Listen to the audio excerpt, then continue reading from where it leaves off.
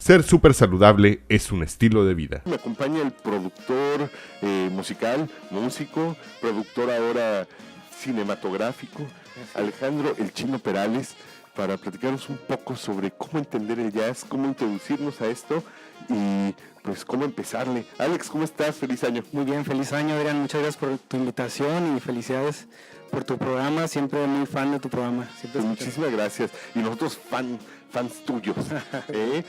Alex, el jazz, yo sé que tú eres un extraordinario ejecutor de jazz. Ya hemos tenido la oportunidad de verte en muchas ocasiones y en diversos ambientes, ¿no? Y la verdad es que es un género que es muy rico. Ya escuchábamos, hoy tratamos de ambientar todo el programa con diferentes propuestas jazzísticas, desde las musicales hasta las que tienen interpretación vocal, y algunas que son un tanto complejas, y hasta una variante de la toma 5 con Tito Puente, ¿no? Y es un género que podría sonar un poco complejo, a lo mejor no siempre tan accesible, tan entendible. Platícanos, ¿qué es el jazz? ¿Dónde se origina? ¿Cómo sucede? Bueno, el jazz es un tema extenso, pero reduciendo la historia, se origina de la evolución del blues, que viene de mediados a finales del siglo XIX. Okay. Y se origina, es la evolución, prácticamente la evolución del blues, cuando viene es el resultado de una represión a la emergente cultura afroamericana, que bueno, estos después de la revolución en Estados Unidos, de su guerra civil, empiezan a obtener libertades y empiezan a obtener instrumentos musicales. Y bueno, debido a la marginación, pues salen grandes músicos y grandes atletas y grandes bailarines, que es lo que es su manera de ganarse la vida, ¿no? Así es. Y entonces de ahí evoluciona el blues, que era una música muy básica, con mucho sentimiento, a lo que es el jazz. El blues era primeramente una sola tonalidad, un solo acorde, y luego se convirtió en tres, y luego el jazz ya lo evolucionó a más acordes, y ya empieza a tomar la escuela tradicional de la música occidental, y hace esta fusión entre lo que inventa el blues y lo que propone la música tradicional occidental, haciendo una fusión y como de alguna manera rompiendo las reglas y creando esta nueva música que viene a conquistar el mundo. Tiene su auge en los años 20 y con los casinos y después de la Primera Guerra Mundial y todo como principio de la globalización, que se empiezan esta transculturación del mundo, que se empiezan a emigrar por todos lados los diferentes grupos étnicos y culturas, y bueno, se desarrolla de los años 20, los años 30, los casinos, el entretenimiento de esos tiempos tiene un gran auge, se baila muchísimo, hay estilos derivados como el foxtrot y grandes músicos que se genera por todo el mundo, se pone de moda esta música. Después, con la Segunda Guerra Mundial, pues esta culturalización de la música occidental, principalmente de Estados Unidos, pues ya se hace un fenómeno mundial, ¿no? Grandes exponentes desde los años 20 a los años 30, como Charlie Parker, Charles Mingus, como Thelonious Monk, como después Miles Davis, después John Coltrane, que hacen esta música muy popular en todo el mundo. Ya después de la Segunda Guerra Mundial, este tema clásico de las hojas muertas, por ejemplo, se convierte en un clásico del jazz, ¿no? Y bueno, todos los temas de Dizzy Gillespie, de otros exponentes que bueno, son primero temas cantados y luego los hacen de manera instrumental. ¿Y cuál era la base, digamos, instrumental del jazz? ¿Qué instrumentos inicialmente tenían? Porque hoy vemos complejidades de bandas dedicadas al jazz que tienen prácticamente una gran variedad de instrumentos, que tienen alientos, que tienen percusiones, que tienen cuerdas, ¿no? Y que finalmente se vuelve música muy estructurada, pero en su esencia, ¿qué instrumentos participaban? Bueno, en un principio eran instrumentos de viento, de metal, porque eran lo que venían de las bandas de guerra. De las bandas de guerra, después tiene que ver mucho la finales de la guerra civil de Estados Unidos, Okay. y que adquieren con las libertades los afroamericanos que van obteniendo, empiezan a tener pues instrumentos musicales y vienen de los que se usaban en las bandas de guerra. Con eso se empiezan a desarrollar la música. Y bueno, y por eso es que en principios del siglo XX escuchamos, o sea, los grandes exponentes del jazz pues son regularmente trompetistas, saxofonistas, y luego se convierten en grandes bandas, ¿no? Desde los años 30 a los años 40, exponentes como Artie Shaw, como Glenn Miller, que ya son grandes, o ya es en su máxima orquestas ya de jazz, ¿no? Y digamos, a veces o muchos podríamos pensar que el jazz es una música compleja, que es una música difícil de entender. ¿Cómo empezar a introducirse, digamos, y cómo conocerla y cómo entenderla? ¿Qué sería lo que un músico que ejecuta jazz daría como recomendación para empezar a escuchar esta música? Bueno, pues los temas más populares, ¿no? Digamos, por ejemplo, el tema de Take Five es un tema muy popular que gusta mucho para la gente que no tiene mucha relación con el jazz. Es una muy buena manera de empezar. En el año 1959 el jazz instrumental se hace muy popular porque, bueno, el jazz antes era también cantado. Tenemos a What a Wonderful World, ¿cómo se llama este cantante tan famoso? Nat King Cole. Bueno, Nat King Cole, y también este trompetista que también cantaba What a Wonderful World. Ay, Dios. Bueno, se me escapa el nombre, pero son Frank Sinatra, son canciones que luego vemos en las películas de los años 20, los años 30, cuando empieza el sonido, 40, son canciones cantadas y luego se convierten en instrumentales. También porque antes pues no había discotecas, ¿no? No había música grabada en los antros, entonces siempre había como en los restaurantes, en todos estos centros nocturnos, pues había música ejecutada en vivo. Entonces es por esto que para llenar todo el tiempo pues tocaban música instrumental.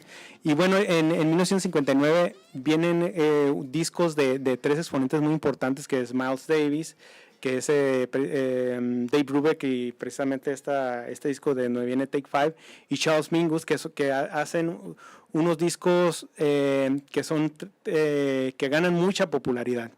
Y uno de los discos, el disco más vendido de jazz en la historia, se llama Kind of Blue, que también es un disco que recomiendo mucho, de Miles Davis, que bueno, por algo es el disco que rompió con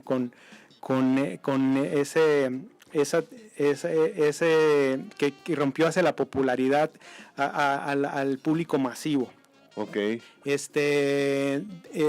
Porque bueno, era para un público más reducido, y ahora sigue siendo, pero bueno, ya todo el mundo ha escuchado jazz, ¿no? Y bueno, recomiendo eso, y también recomiendo mucho que tengan la experiencia de ver la música en vivo, porque eso es muy importante. Es muy, muy diferente escuchar jazz en la radio. Sí, porque aparte, como cuando hay una gran diversidad de jazz ahí, es igual que el rock, hay muchísimo rock, ¿no? Y no puedes decir, si escuchas una canción de rock de Nirvana o de Pantera, dices que ya sabes cómo es el rock, ¿no? Porque es muy diferente una canción de rock de Pantera a una canción de Rolling Stones o de Led Zeppelin o de los Beatles o una balada de rock, ¿no? Hay una gran diversidad. Exacto, es muy diverso. Y el jazz también. Entonces hay que hacer ahora con los nuevos sistemas de escuchar música como Spotify y eso, pues hay recomendaciones, te gusta una y te recomiendan similares, ¿no? Eso también es una buena manera de acercarse. Pero sí, yo les recomiendo que vayan a donde se toca jazz en vivo, porque es muy diferente. el tener la experiencia a escuchar bueno, tú nos puedes platicar de eso, ya fuiste a una presentación. Hay algunas tocadas y sí, la verdad es que es interesante ver cómo se ejecuta. Hay sonidos en el jazz como el que produce una escobetilla, ¿no? Que es como brocha, sí, que se talla sobre uno de los tambores, sobre la tarola, y que da un sonido que a lo mejor no te explicarías cómo se logra, ¿no? Sí, sí. O cómo suena un contrabajo, sí, ejecutado en vivo, ¿no? exacto. Entonces sí es muy interesante ver cómo se ejecuta, cómo se vive, y además la emoción con la que los intérpretes lo hacen. Sí, sí, y cómo es la comunicación de la música en vivo, ¿no? Así es. Y entonces ver esto, y aparte que te está transmitiendo el músico enfrente de ti, te da otra experiencia, y entonces te crea este interés por ver más y tener esa experiencia, porque es una experiencia, no nada más es escuchar. Y es muy interactivo con el público también, porque cuando un músico hace su solo, la gente se prende, aplaude, y luego ya escucha o no escucha. Y también otra cosa que el jazz es muy prudente, porque la gente regularmente puede platicar mientras está escuchando jazz. De pronto ya el músico está muy muy metido en su solo, se prende, y la gente le llama la atención a la gente, ¿no? Entonces no interrumpe la plática, sino que es algo que va interactuando. O sea, es una interacción constante, lo estás disfrutando, lo puedes combinar con una buena cena, lo puedes combinar con una buena charla, y en los momentos álgidos de la pieza, pues te llamará la atención la pasión que está vertiendo el intérprete. Exactamente, sí.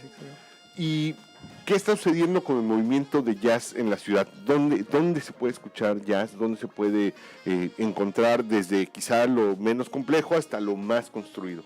Bueno, afortunadamente Tijuana tenemos una gran tradición musical, y hay lugares donde se está escuchando jazz. Están los promotores, están apostando por el jazz en vivo.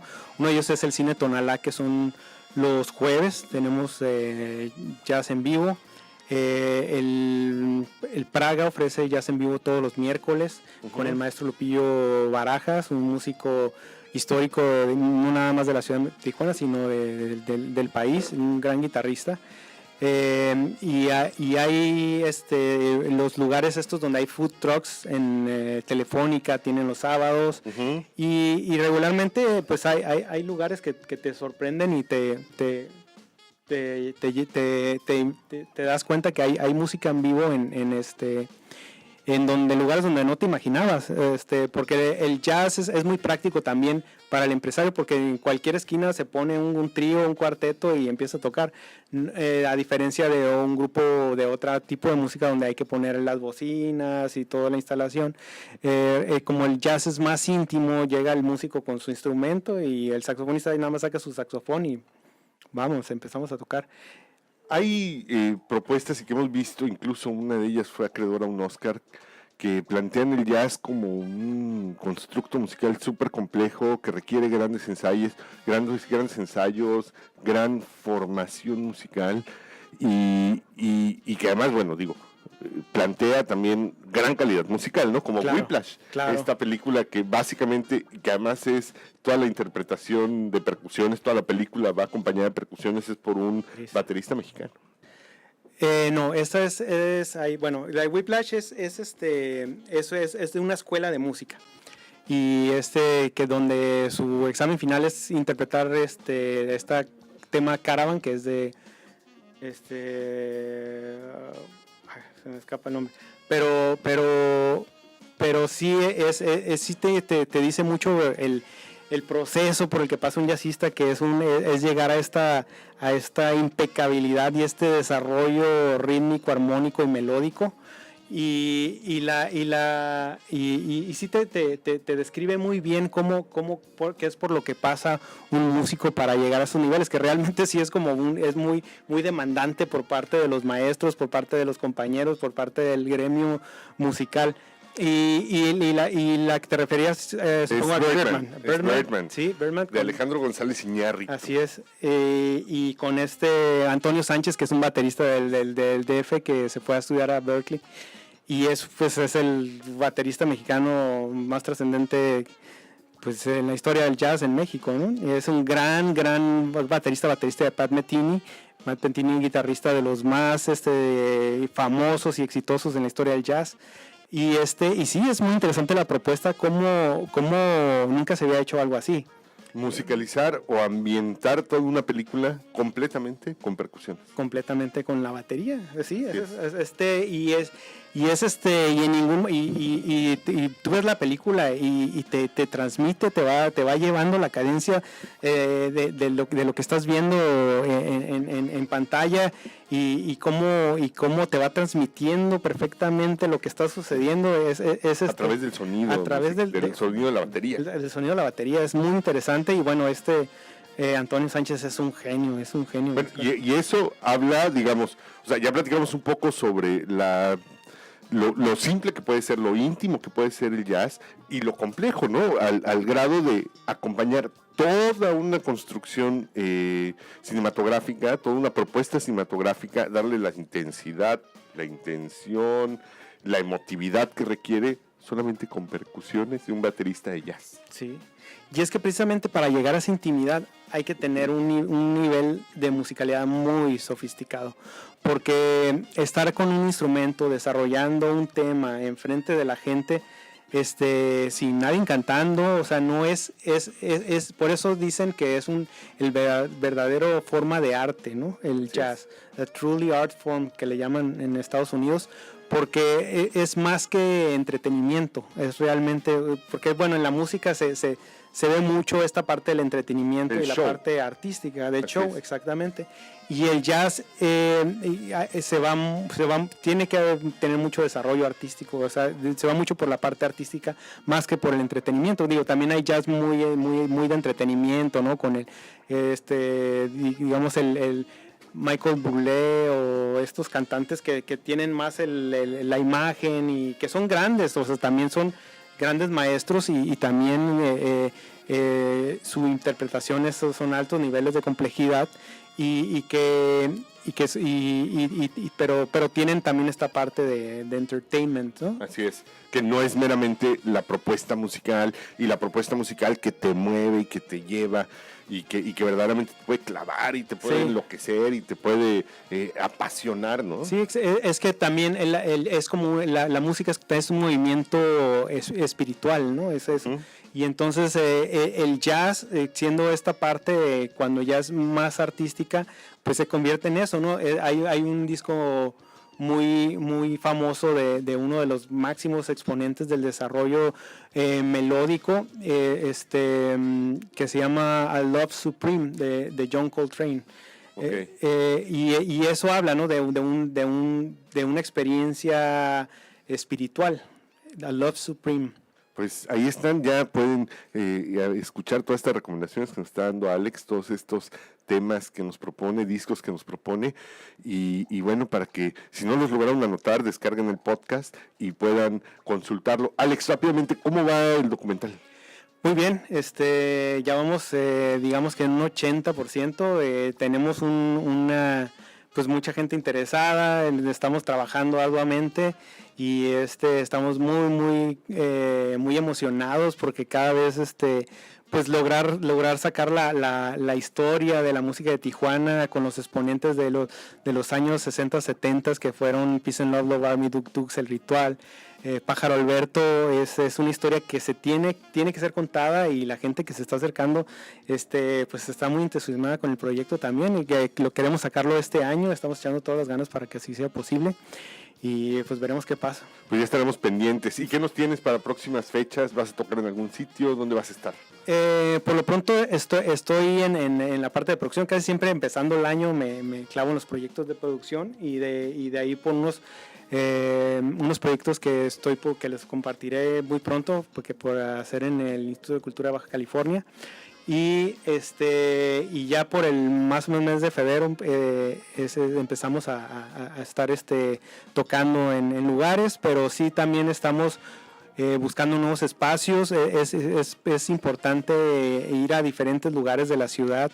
Ahí pues, tenemos propuestas en y por acá por la colonia Hipódromo, por las Lomas, el área de Lomas, de Chapultepec, toda esa área, que también descentralizar un poco el de que nada más suceda en el centro, ¿no? Okay. Que bueno, que haya en las más partes posibles, ¿no?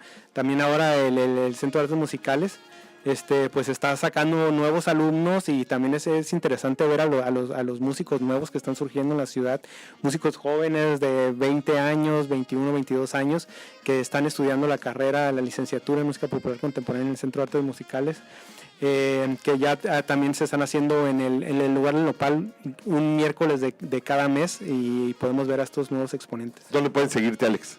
La página de internet alexperales.com.mx, y por Facebook Alex Perales. Ser súper saludable es un estilo de vida.